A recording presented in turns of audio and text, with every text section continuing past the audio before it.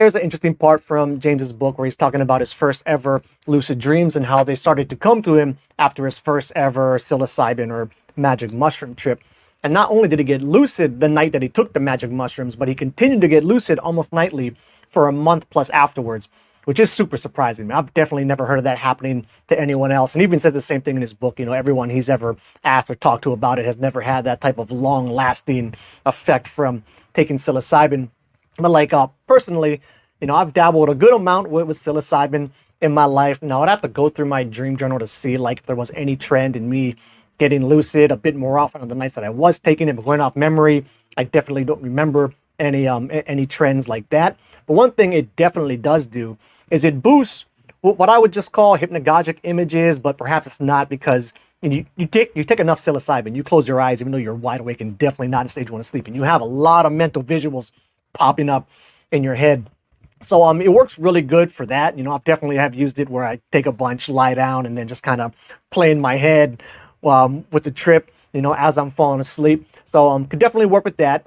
Now, if I had to give a guess as to why he was getting lucid, you know, so long after he took psilocybin for the first time, I would kind of just liken it to me, like once I start to have lucid dreams, like if I can string like a couple, let's say like, you know, 2 out of 3 nights, or say in a week, I have like 4 nights of lucid dreams. So I'm lucid dreaming pretty consistently.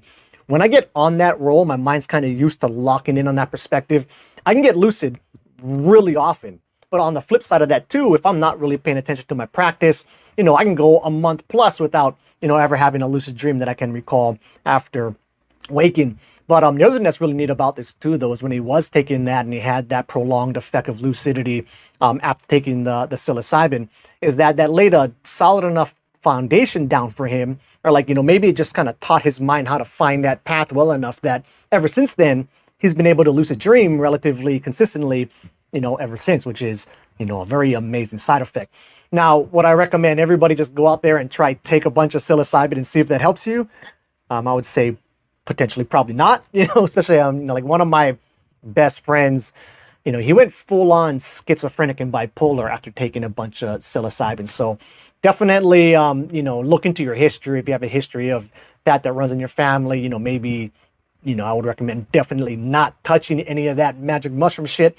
But then again, if you look into your history and you have a very solid, you know, background with nobody with like, you know, bipolar or schizophrenia or anything like that, and you want to give it a shot, then yeah, sure, you know, I don't see why not.